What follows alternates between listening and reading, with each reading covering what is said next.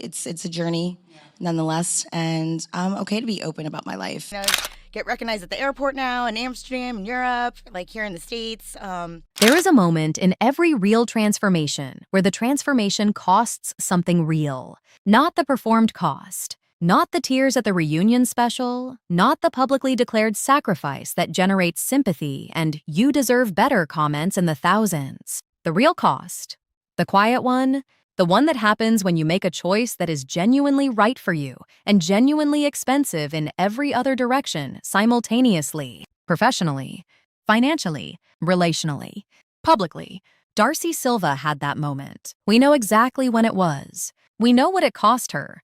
And what happened in the silence that followed that cost is the story that nobody, not the gossip channels, not the tabloids, not even the people who have been watching her every move for a decade, has told completely, until now, until this episode. If this is your first time here, hit that subscribe button right now, because what we are about to walk through across the next several minutes is 36 episodes of documented evidence arriving at a single, undeniable conclusion. Welcome back to the tell-all tapes. What you are about to hear is not a redemption arc. It is not a comeback story packaged for emotional consumption. It is a documented, evidence-based examination of what actually happens when someone loses the version of everything that was built around a version of themselves they decided to leave behind, and then, in the rubble of that decision, build something that the original structure could never have supported. This is the full circle, and it is more complicated, more honest, and more significant than anything this channel has covered in 36 episodes of watching Darcey Silva navigate one of the most publicly documented personal unravelings in reality television history. Let's start at the cost, because the cost is where this story actually begins. When Darcey made the decisions that reconfigured her professional relationships, her public narrative, her financial structure, and her personal boundaries, the external evidence looked completely identical to collapse. And that is the trap that everyone who predicted the final ending walked directly into, the assumption that the cost of the right choice is the same as the consequence of the wrong one. Think about that for a moment, because it matters more than almost anything else in this entire series. The metrics dropped. The partnerships reconfigured. The public conversation shifted from celebration to commentary to eulogy. The critics began writing the ending before the story was finished. And the reason they got it wrong, the reason every single prediction of final collapse turned out to be premature, is that the external evidence of choosing correctly and the external evidence of failing completely look identical in the short term. Both involve loss. Both involve contraction. Both involve the silence of things that were previously very loud. The difference is only visible in retrospect, in what grows in the silence, in what the contraction was making room for, in whether the loss was subtraction or the very beginning of addition. The critics called it subtraction. Darcey was in the middle of the addition, and the addition, now fully visible, now documented, now confirmed by sources that this channel has spent months verifying, is the trap springing on everyone who wrote the ending too early. Now, before we go further, I want to be precise about something, because this channel's credibility is built on precision, and this story demands more of it than any we have covered. The full circle narrative is only honest if it holds both things simultaneously: the validity of what was lost and the significance of what was built. It is emotionally easier to flatten this into one clean story. Either the loss was a tragedy and the story is sad, or the loss was necessary and the story is triumphant. But the full circle insists that both are true at once. The TLC relationship ending was a genuine loss, a loss of platform, of reach, of the specific community that the network's audience represented over years and years of content. That loss was real. It happened. It had consequences that this channel documented in real time. And the new professional structure that has replaced it, the production deal, the book, the alliance, the panel, is a genuine gain. A gain of control, of creative authority, of aligned professional relationships built around who she actually is, rather than who a production's requirements needed her to be. Holding both of those realities simultaneously, without flattening the loss into a necessary sacrifice or inflating the gain into a complete redemption, is the credibility test for anyone telling this story, including this channel. Some of what was lost will not be recovered, The gain is real, and the loss was also real, and neither one cancels the other out. That is the only version of this story worth telling, and that is the version you are going to hear right now. Let's talk about the financial picture, because the financial picture is where the full circle becomes most concrete and most verifiable, and because this channel has documented it across 36 episodes, with a level of specificity that makes the current numbers genuinely remarkable in comparison. The TLC-dependent revenue model, the one that generated the peak numbers, the brand partnerships built on network adjacency, the income structure that looked stable from the outside precisely because it was anchored to one very large, very visible platform, that model has been replaced. Not upgraded. Replaced. With something structurally different. The book's advance represents the largest single professional financial commitment in Darcey's documented career history, not a network contract with morality clauses and editorial control provisions, and the constant threat of non-renewal. An advance with royalty structures that generate ongoing revenue rather than the one-time relationship-dependent nature of a network deal. The production deal with the company, this channel has described as operating in the documented truth television space, provides a platform that does not come with the contractual architecture that characterized the TLC relationship. She owns more of what she produces now than she ever did when she was on the biggest platform she had ever occupied. The unexpected alliance, the professional partnership that this channel first documented in episode 29, and that several outlets dismissed as temporary, has generated a combined platform reach and brand partnership access that neither party had independently. The mathematics of that alliance, in terms of audience overlap and commercial value, have surprised even the people who negotiated it. And the audience that showed up for the 3-minute panel answered the slower audience. The more deliberate one, the more durable one, is generating engagement metrics that, while lower in raw volume than the peak performance numbers, are significantly higher in the conversion rates that brand partners actually use to evaluate commercial value. Reach is vanity. Conversion is value. The reach went down. The conversion went up, and any brand partner worth their analytics dashboard knows which one to follow. The financial picture is not fully restored. It would be dishonest to say it is, but it is more soundly constructed than it has ever been in the documented history of this channel's coverage. Because for the first time, it is built on a foundation that corresponds to who she actually is, not to whom a production needed her to be, not to a brand built around a performance of a self. A foundation built on the actual person. And actual person foundations, while slower to construct and more painful to build, do not have the structural vulnerability that performance-based foundations carry permanently underneath their very impressive-looking surfaces. Here is the moment that made the full circle visible, not just to this channel, not just to the community that has been watching carefully and building this understanding across 36 episodes, but to the industry in a way that generated the first completely positive mainstream press coverage Darcey Silva has received since the early seasons of the show that made her famous. A publication, not a gossip outlet, not a reality television blog, not a platform that exists to document crises, a publication with editorial standards and a readership that extends well beyond the reality television community ran a profile. Not a where are they now piece, not a crisis update framed as concern, not a retrospective on the drama, a profile.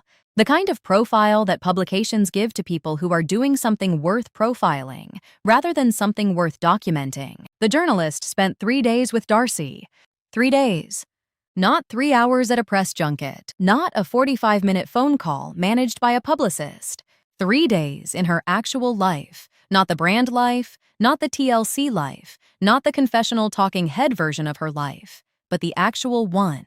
The one with the real schedule and the real conversations and the real opinions about things that have absolutely nothing to do with her public narrative. The profile that emerged from those 3 days describes a person who is specific, complicated, funny in a way that has rarely been captured publicly, the dry, self-aware kind of funny that requires genuine comfort with yourself to deploy in front of a journalist. A person with opinions about things that have nothing to do with her public persona. A person who has built a life around her actual values, rather than around a production's requirements for what her values should look like on camera. The headline is not about drama. It is not about survival. It is not about crisis or recovery or the long road back. It is about someone who did something genuinely difficult and came out the other side holding something real. The publication gave her the cover. That cover exists. It is in the permanent digital archive of a publication with editorial standards. It is the counterweight to every final collapse declaration, every this is the end analysis, every premature ending that this series has documented across 36 episodes of watching people get the story wrong. She is not done. She is, for the first time in the documented history of this channel's coverage, actually starting. Now I want to do the character analysis, because 36 episodes have been built to this specific assessment, and I want to give it every word it deserves, because it is the most important piece of analysis this channel has produced. The behavioral patterns we documented were real. Every one of them. The external validation dependency is real, documented across multiple seasons and multiple relationships and multiple professional contexts where the pattern repeated with enough consistency to move from observation to clinical territory. The insight without integration is real. The capacity to articulate exactly what needed to change with extraordinary precision, while the behavior continued unchanged, real, and documented, and consequential in all the ways this series traced in detail. The gap between aspiration and stated reality is real. The acceleration pattern, the compartmentalization, the performance layer, the management of truth that kept the public narrative functional, while the private reality diverged from it all real, all documented, all traceable to behavioral roots that the clinical framework this channel consulted identified with uncomfortable accuracy. And now, slowly, partially, with setbacks that were not always covered, because this channel covers the significant developments rather than every single difficulty those patterns have begun to change. Not disappeared. Not resolved. Changed. And the distinction between disappeared and changed is the most important one in this entire analysis, so stay with me here. The validation is still sought, but more often from internal sources first, and external ones second. The insight is beginning to integrate not perfectly, not completely, but in specific and observable and behavioral ways that distinguish it from the previous pattern of articulate non-integration. The aspiration and the reality are closer together than they have been since the show began. Not identical. Closer. The acceleration is slower. The compartmentalization has productive gaps in its places, where the private account and the public one share content, where the Tuesday confession was the beginning of a practice rather than a single isolated event for emotional management purposes. The change is real. It is partial.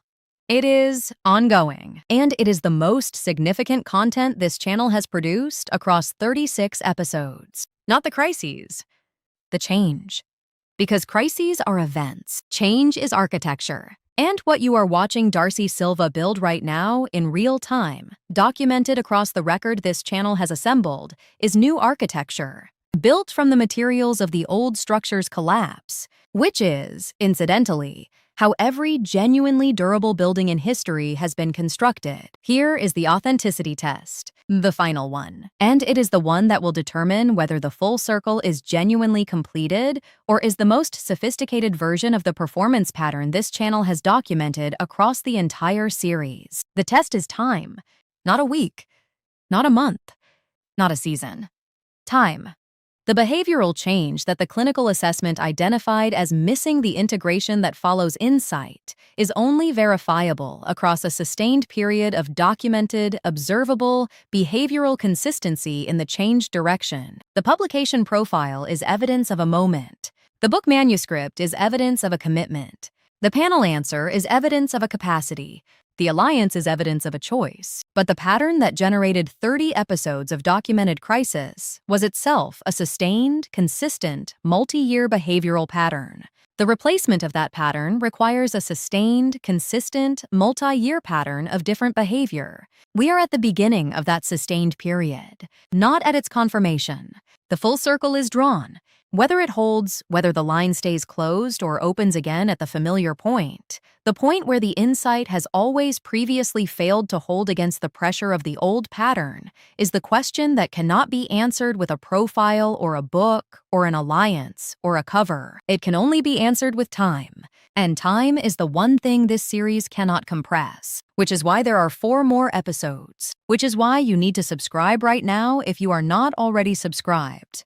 Because what comes in those 4 episodes is the beginning of the evidence that will answer the question this entire series has been building toward. Let me talk about the thematic resolution of the full series, because 36 episodes have arrived at a conclusion that the format of a self-sabotage documentary series does not usually produce. And the conclusion deserves to be stated clearly, without performance, without the architecture of a dramatic reveal, just clearly and honestly, the way this channel has tried to operate from episode 1. We came into this series to examine a public figure's self-constructed unraveling, the irony, the hubris, the narrative collapse promised in the format description of episode 1. And we found all of that, documented it, analyzed it, traced its behavioral roots and its professional consequences, and its genuine human cost with what I hope was rigor and what I tried, consistently, to maintain as compassion alongside the rigor, both. Because rigor without compassion is just cruelty with good sourcing. But the full circle has produced a thematic resolution that changes what the series was actually about. The unraveling was real, and so is the rebuilding. The hubris was real, and so is the humility that followed it, imperfect, ongoing, sometimes backsliding humility, but genuine in the ways this channel's documentation can verify. The irony, and here is the deepest irony in the entire 36-episode arc, the irony is that the woman who built a brand on authenticity, who maintained a private account and managed a decade of carefully constructed public truth, was also, underneath all of that performance and management and compartmentalization, genuinely searching for the thing she said she was searching for. She was not purely performing. She was performing and searching simultaneously. The performance covered the search. The search was real. She found it the hardest possible way. Through the documents and the clinical assessment and the scoring document and the camera operator and the Tuesday confession and the manuscript and the alliance and the panel answer and the cover, all of those things, all of that cost, that is how she found it. And the finding is real because the cost was real. Things found easily are lost easily. Things found at genuine cost tend to be protected at genuine cost. The hypocrisy and the humanity were always in the same person. This series documented the hypocrisy. The full circle is humanity. Both are the story. Both deserve to be told. Both have now been told. Now the isolation note. Because the isolation was always the architecture underneath everything this series documented. And the resolution of the isolation is the resolution of the series. And it deserves space. Darcey Silva is less alone than she was at episode 1. Not because the critics are quieter, they are not. Not because the industry is warmer, it is cautiously warmer in specific and documented ways, but not uniformly. Not because the public narrative is cleaner, or the financial picture is fully restored, or the twin relationship is without its complications, or the TLC situation is resolved in the ways that would satisfy a clean ending. She is less alone because the gap between who she is privately and who she appears to be publicly is smaller than it has ever been in the documented history of her public life. And the gap between the private self and the public presentation was always the architecture of isolation. Not the fame, not the criticism, not the financial instability or the relationship patterns, or any of the specific crises this channel documented in detail. The gap. The management of the gap required keeping everyone at the distance necessary to maintain the management. The closer people got, the more the gap became visible. So the distance was maintained. And the distance was the isolation. As the gap closes, as the private account and the public one share more content, as the Tuesday confession becomes a practice rather than an event, as the profile journalist spends 3 days in the actual life rather than the curated one, the distance reduces. As the distance reduces, the genuine connection that was always available but always blocked by the management of the gap becomes possible. She has fewer audience members than she had at the peak. The numbers went down when the reconfiguration happened, and they have not fully rebuilt to where they were. And what she has in place of some of those numbers is something that the peak numbers never provided people who know who they are actually following. Not the brand. not the performance, not the TLC curated version of Darcey Silva, built for maximum engagement and minimum genuine disclosure. The actual person, with the actual complications and the actual history and the actual change that is actually in progress. The number went down. The quality went up. And quality of connection, genuine, truth-based, full information connection, is the only kind that addresses the specific isolation that 36 episodes have documented as the root condition underneath everything else. The quantity will rebuild. It always does when the foundation is sound. The quality, once found, is worth protecting at whatever cost that protection requires. She is beginning to understand that, and that understanding is full circle. Here is what I need you to understand about the cover, the publication cover, the physical artifact of editorial standards and journalistic rigor that now exists in permanent record, because it is the point of no return in this story, and the reason the final 4 episodes of this series exist. A point of no return is not a resolution. Do not confuse the two. The cover does not resolve the behavioral pattern question. It does not guarantee the sustained consistency that the authenticity test requires. It does not fully close the financial gap, or rebuild every professional relationship, or answer every question about what comes next. What a point of no return does is different from resolution. It marks a moment that cannot be taken back. A moment that enters the record permanently and changes what the record says about who this person is. The record previously said, reality television personality, documented crisis, ongoing unraveling, cautious industry observation. The record now also says, cover subject of a publication with editorial standards, profiled by a journalist who spent 3 days in her actual life, described as specific and complicated and funny, and someone who did something difficult and came out holding something real. Both of those things are now in the record, permanently, alongside each other. And the presence of both in the record, the crisis documentation, and the cover is the thing that changes the story from a collapse narrative to something more complicated and more honest and more true. She is not done. She is starting. Starting from a place that the performance never reached, from the interior, from the actual self, from the version of Darcey Silva that the network's contractual architecture tried to prevent and the manuscript preserved, and the Tuesday confession began to speak out loud, and the panel answer briefly revealed to an audience that had not been expecting to see it, and the cover, finally, printed in a publication that does not print performances. That version is in the record now, permanently. And permanently is a different kind of visibility than the temporary visibility of a viral moment, or a network platform, or a peak metric season. Permanent means it stays, it accumulates. It becomes the counterweight that shifts the balance of the entire documented record over time. 4 episodes remain in this series. I want to tell you what they are about, not in terms of specific content, because the specific content of those episodes is still developing in real time, and this channel does not announce coverage before the documentation is complete, but in terms of what question they are answering. The question the entire series has been building toward. The only question that matters now is that the full circle is drawn, and the cover exists, and the foundation has been documented, and the behavioral change is visible, and the financial picture is rebuilding on sounder ground. The question is, does it hold?